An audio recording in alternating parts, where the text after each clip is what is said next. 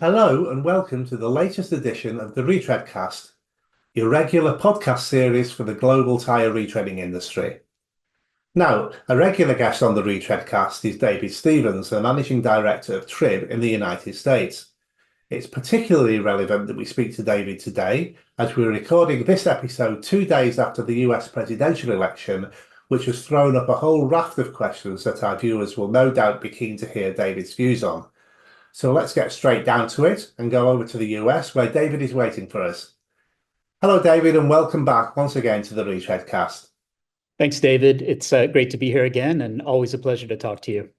Absolutely. So let's dive straight into the topic that everyone's talking about.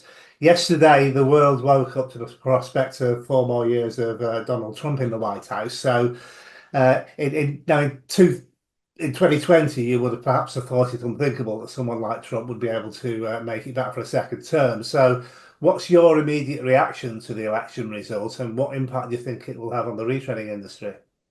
Yeah, it's pretty amazing. I think the first thing is that I'm just really thankful that we actually have a result.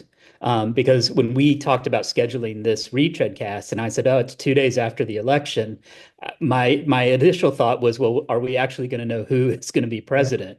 So I think that the first thing is it's great that we don't have that uncertainty, that we actually know who is going to be in that chair. And then I think that, the second part of it is, well, what does that mean for the retread industry? And I sort of extend it out to the trucking industry as well, because, obviously those are our biggest customers for the tires that our members produce. And I think that, and sort of talking about that trucking side of things first, many of my peers in the trucking association world have come out strongly in support and congratulations for Trump winning the presidency because they believe that Trump, compared to Kamala, would be more beneficial for the trucking industry. And so, obviously, if that flows into what then happens for the tire industry and specifically the retread industry. I think there's sort of four key areas that we need to think about and talk about with respect to Trump's presidency. One is regulations. So, and we saw the history of that in Trump's first term as a president. They rolled back many regulations and a lot of environmental regulations. So I think, you know, early on in his first term, they immediately stopped a lot of regulations and then started to roll back certain things. Right. And I think we'll see a similar process as he comes into, starts his term in January. And a lot of, the trucking industry applauds that. They feel like that is a more pro-business, pro-growth strategy for the trucking industry to not have some of those limiting regulations. So they feel there's a growth opportunity there. I think the second part is taxes. So Trump is generally a lower tax president and is focused on lowering or has said he plans to lower corporate taxes and personal taxes as well. So I think that, and one example in the trucking industry that I know one of our peers is talking about is taking away the excise tax on the purchase of new trucks. So, the hope is that it helps build the freight industry as well. And those sort of and lower corporate taxes help our retread members as well operate their businesses and take advantage of those lower taxes. I think the third thing is tariffs. So we've saw in Trump's first term that he introduced tariffs on Chinese products, and it's a bit of a fool's game trying to understand what they might actually do versus what they said. But Yeah. Trump, while he was on the campaign trail, said that he planned to impose 10 to 20% tariffs on all imports and 60% tariffs on imported goods from China. So, I feel like we'll definitely end up somewhere in those figures, but it's also a negotiating tool for trade discussions that the US has. But I feel confident that we will see tariffs within the Trump presidency and probably specifically tariffs that are related to the tire industry as well. And then the last component is just, I think, U.S. manufacturing. Yeah. and a focus on US jobs. And I think both parties and both presidents would say that they're very focused on that, but I know that it's a key component of what, Trump's promise and his sort of selling point to the American people is a focus on bringing American jobs back. And so I think they will continue to see things through the lens of how can we help US manufacturing. So I think to me, those are sort of the four key areas that I think that will have the greatest impact for the retread industry in the US with Trump's presidency compared to a Democratic presidency. Okay, so talking about the tariff situation, the prospect that tariffs might be imposed on more or less everything and from more or less everywhere, uh, what's your take, or what's the take of the industry for importers and exporters? The tread rubber manufacturers, for example, are companies that might be impacted by that.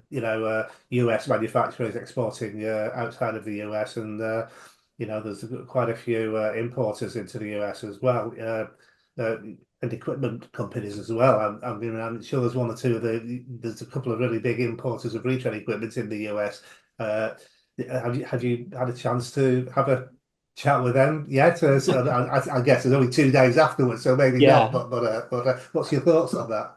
Yeah, and I think it does. It's interesting because you have companies that are on both sides of that coin, right? Where they have US manufacturing that they do want to protect, but then they also have non-US manufacturing Yeah, that could potentially be paying higher prices for that. So I think they're obviously going to try and uh, maximize the impact on the US manufacturing and minimize the impact to non-US. But I think a good example, I mean, maybe I'm skipping ahead, but if you look at the initial um, anti-dumping duties they're looking at for truck and bus tires from Thailand, you have Bridgestone that has a rate attached to them, which is I may misspeak, but I think it's 43% compared to 12% for other manufacturers.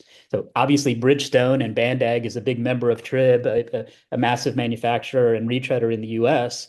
And so they're on both sides of that coin. And I think um, for our members that are solely US manufacturing and US retreaders, they're excited about the yeah. potential for tariffs and the protection for the industry. But those companies that are in both camps, it's just trying to minimize the impact in each of their camps. Yeah, I guess if one side gain one area of the economy gains, the other one might lose. So it's swings and Yeah. roundabouts. But if you're a US based company operating in the US, I can see how it might be they might be quite excited about the prospects as to what might happen under a Trump presidency.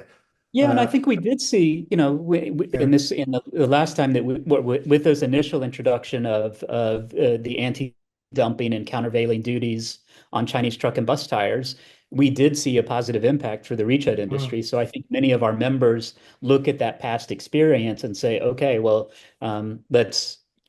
hopefully we'll see the same sort of impact with duties on the truck and bus tires from Thailand, and then potentially other markets as well.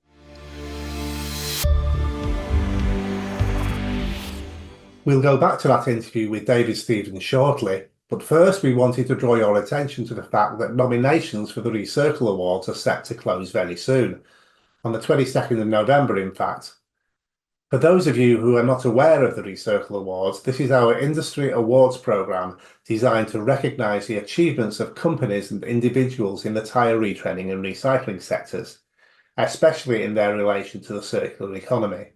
So this is your chance to nominate your colleagues, suppliers, customers, or indeed your own company for one of the 22 awards on offer. Here's how to go about it. First, navigate to our awards website at www.recircleawards.com and click on the blue button inviting you to nominate in the 2025 Recircle Awards. You will now see a list of award categories you can choose from. At the bottom of this page, you will see you need to either log in or register on the Recircle Awards website in order to make a nomination. Follow the on-screen instructions, and once you're logged into the system, you can select one of the award categories to make your nomination. This will lead you to a nominations form for that particular category. Enter your name, an email address, and the name of the person or company you want to nominate. The nominations committee has been advised to take into account the quality of the reasons given by the nominating parties when making their decisions. So please take the time to explain your reason for making your nomination. If you wish, you can add some supporting evidence such as a company brochure, a press article, or something similar. When you're finished, make sure you check the privacy policy and terms and conditions box, and then click the submit form button and you're done. You can make nominations in as many categories as you like, but it's one nomination per person per category. So there you go, it's easy. So please get voting and make sure you support your choices for these awards before the nominations period ends. And good luck to everyone. Now, let's get straight back to that interview with David Stevens. What's your reaction generally to the US I2C decision to extend the tariffs on the Chinese truck tires? Well, I do think, we're in agreement with that decision. I think they basically looked at that and said they felt that if they remove those duties, that there would be a detrimental impact to the truck and bus tire industry in the US. And I think in discussing with our members what they're seeing and what they're seeing with their customers, we very much are in agreement with that position. And so we're glad to see that they have agreed to extend those anti-dumping and countervailing duties for those tires. I think that we are also grateful to see that, they're looking at the truck and bus tires from Thailand.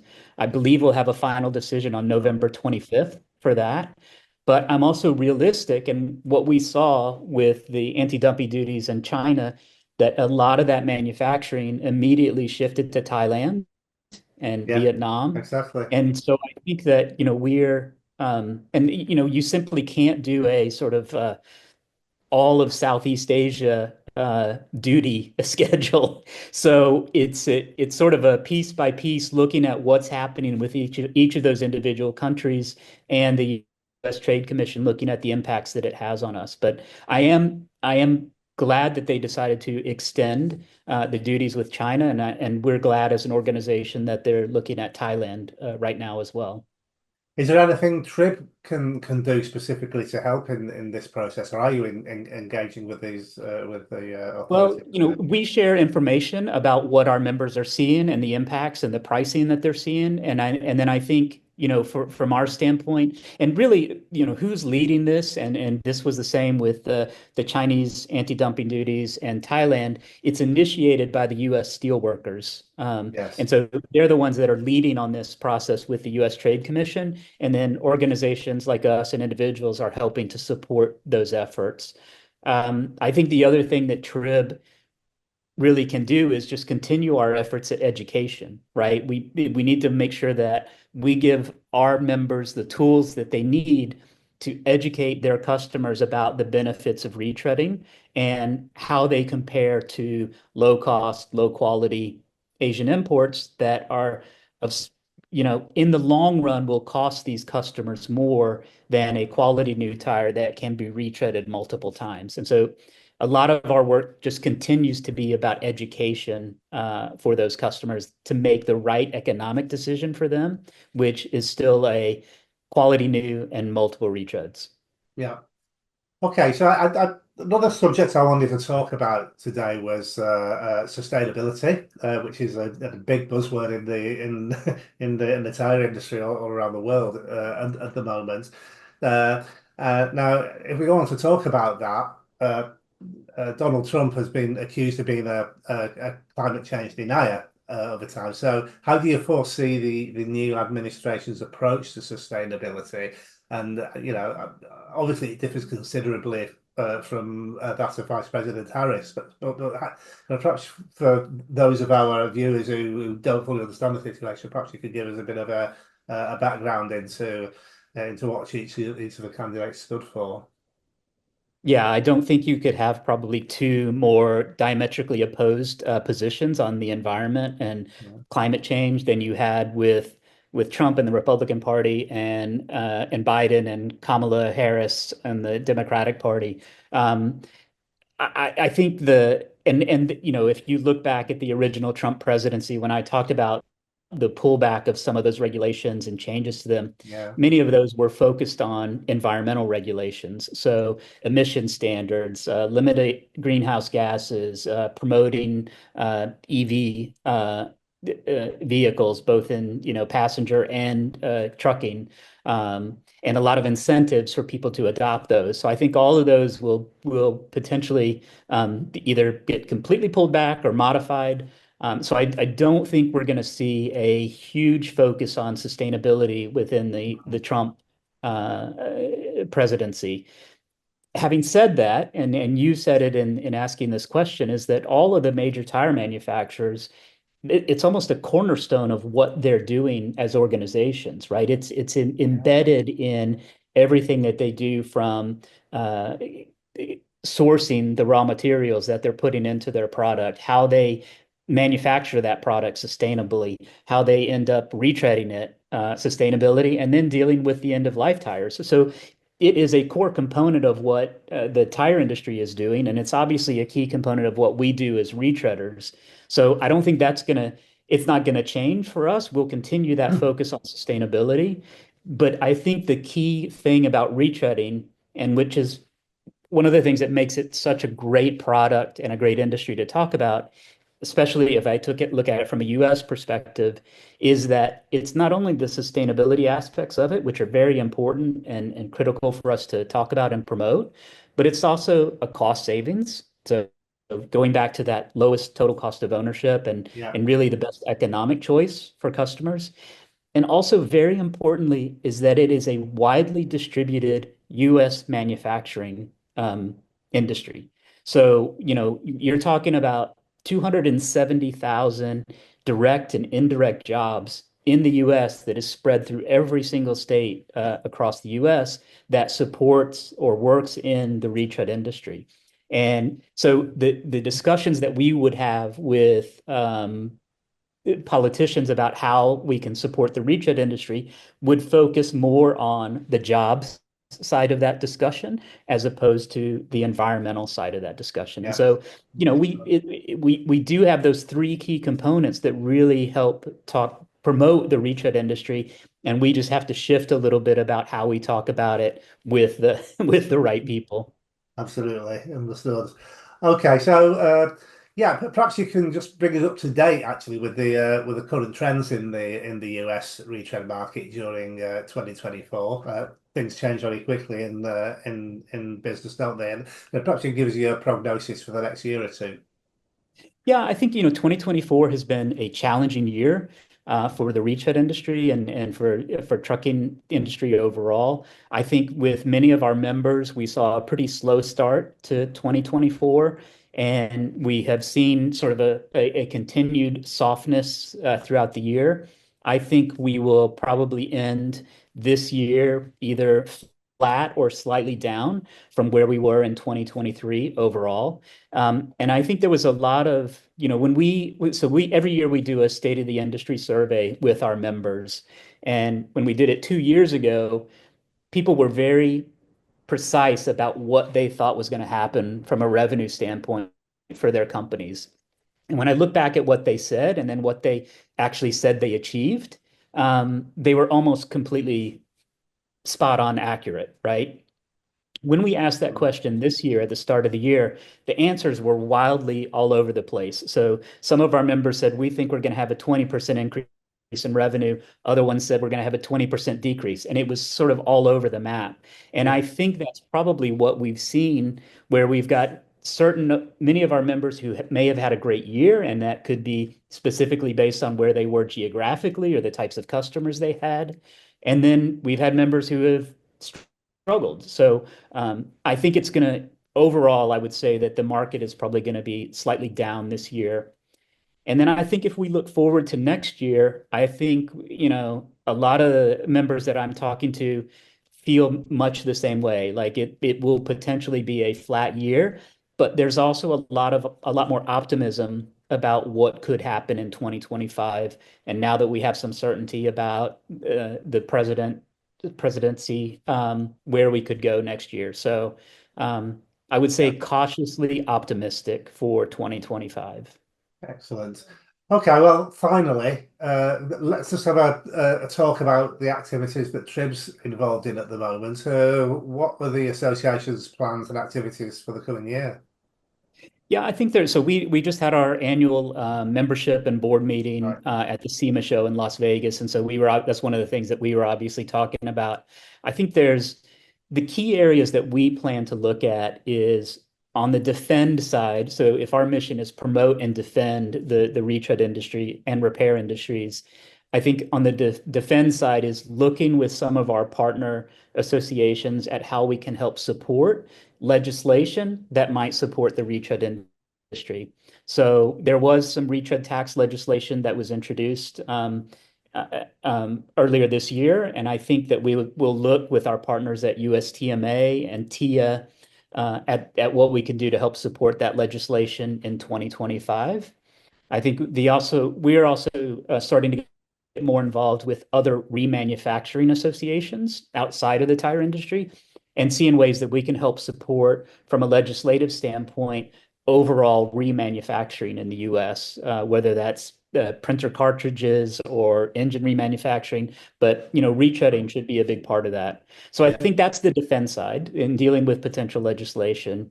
And then I think that if we shift gears back to promoting, we have done I've gone to visited a lot of our members directly, and we do what we call member focused pieces, where we highlight what our members are doing in the retread industry, how they've built their companies, what their focus is, how they benefit the industry overall. And those are great stories to tell about what happens in our industry and what happens and it's a lot of different individual states and locations. And so I think we're going to continue those efforts to really sort of highlight what we do in the industry and how it impacts different parts of America and the different parts of their customers as well. And then I think, sustainability is still going to be a key component of what we talk about and what we look at. So we have some projects that we're working on in terms of life cycle analysis and carbon emission savings for the retread industry that is looking at it at an umbrella level as opposed to individual companies' efforts with sustainability and LCA metrics. Um, and then I think the last component and what we've seen, and I hear it, and it's not just a retread industry thing, but finding and keeping talent is a massive challenge in our industry. And so I think we're working on other ways that we can help our members bring people into the retread industry. So we have one of the first things that we've done is we have a job board now on TRIB's website. So our members can post jobs in their companies. And if anybody's coming, because we have a lot of people come to TRIB's website to learn about retreading, now they can find, potential job opportunities throughout the US. And we promote that through our newsletter as well.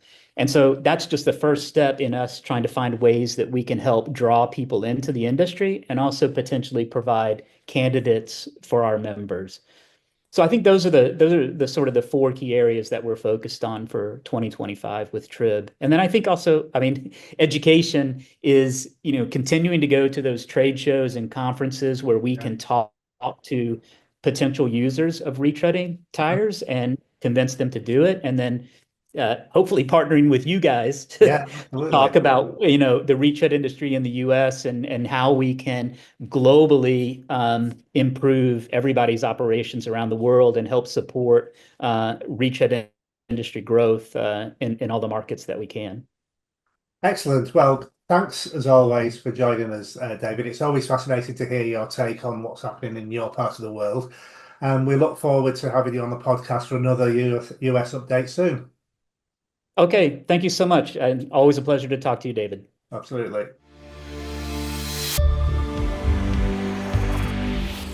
Well, that concludes the latest edition of the Retreadcast. We hope you enjoyed it and look forward to welcoming you back to another edition real soon. In the meantime, don't forget to make your nominations for the Recircle Awards. Thanks for joining us, and here's wishing you a great week ahead.